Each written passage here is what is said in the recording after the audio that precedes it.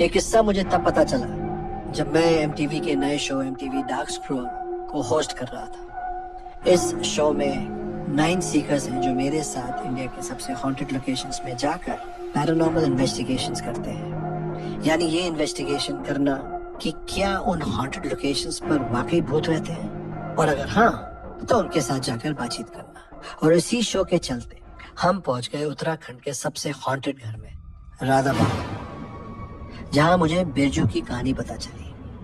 बिरजू दिल्ली का रहने वाला 21 साल का एक साधारण सा लड़का था। बिरजू को पहाड़ बहुत पसंद थे और सबसे ज्यादा खुशी देते थे, इसलिए वो हर महीने कम से कम एक बार पहाड़ों में घूमने आ जाता था। इस बार वो अपने पहाड़ी दोस्त समीर के साथ मसूरी घूमने आया था। मसूरी के आसपास के एरियाज में घूमते हुए वो लोग राधा भवन के किले के पास पहुंच गए। बिरजू की नजर जैसे ही इस खंडर हुए किले पर पड़ी, वो बस वहीं रुककर उसे देखने लगा। बिरजू उस किले के अंदर जाने की जिद करने लगा, पर तभी उसके दोस्त समीर ने उसका हाथ पकड़ लिया। अब पहाड़ों में रहने वाला समीर राधा भवन के बारे में कुछ तो ऐसा जानता था जो बिरजू को नहीं पता था। समीर ने अपने घर वालों से राधा भवन के बारे में कुछ चीजें सुनी थी। सुना था कि राधा भवन कोई मामूली किला नहीं है, बल्कि एक भूतिया किला है। बिरजू इन सब चीजों में नहीं मानता था। उसका मानना था कि भूत प्रेत या पैरानॉर्मल जैसा कुछ होता ही नहीं, पर समीर बार बार उसे अंदर जाने से मना कर रहा था। अब इन्हीं बातों के बीच वहां से मसूरी के कुछ लोकल्स गुजर रहे थे। उन्होंने जब उन 2 लड़कों को आपस में बहस करते हुए देखा तो उनके पास आ गए। जैसे ही उन लोकल्स को पता चला कि बिरजू राधा भवन के अंदर जाने की जिद कर रहा है, तो सभी के चेहरों का रंग उड़ गया। फिर उन्होंने बताया कि वहां की कहानी क्या है।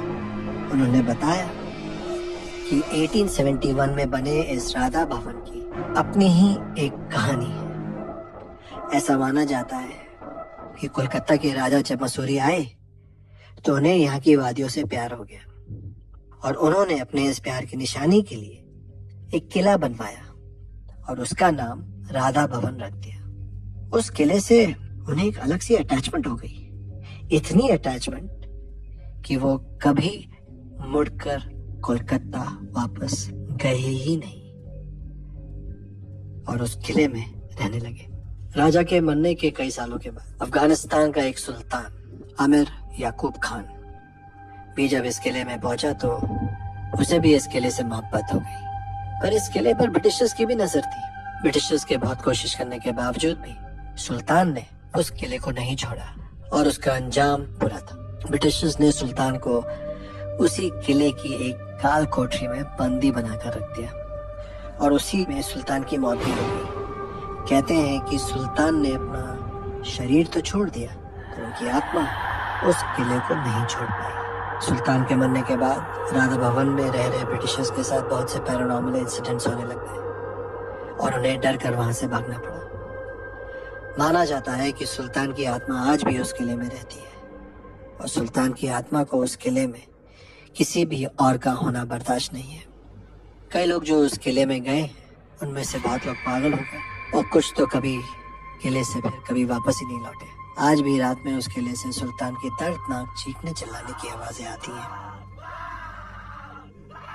ये कहानी सुनकर समीर के तो पसीने छूटने लगे, पर बिरजू जोर जोर से हंसने लगा। उसने लोकल्स की कहानी का मजाक उड़ाया और कहा कि ये सब सिर्फ कहानियां हैं और वो इन कहानियों को झूठा साबित करने के लिए तो अब तो बिल्कुल अंदर जाएगा। लोकल्स बिरजू से गुस्सा होकर वहां से चले गए और बिरजू राधा भवन के अंदर जाने लगा, पर समीर ने भी उसके साथ चलने से इनकार कर दिया। बिरजू उसे भी पीछे छोड़कर किले के अंदर जाने लगा। उस किले के अंदर जाते ही बिरजू की आंखें चमक उठी।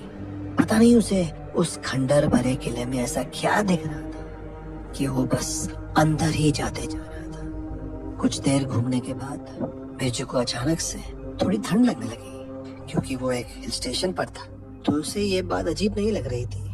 धीरे धीरे सूरज भी ढलने लगा था और राधा भवन के अंदर अंधेरा छाने लगा था, पर बिरजू को उस किले से बाहर जाने का मन ही नहीं कर रहा था।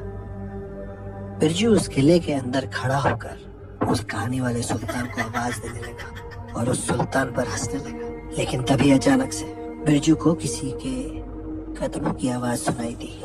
पहले तो बिरजू को वो अपने मन का वहम लगा, पर तभी उसको कानों में उसे ऐसा लगा कि जैसे कोई बगल में खड़ा सांसें ले रहा हो।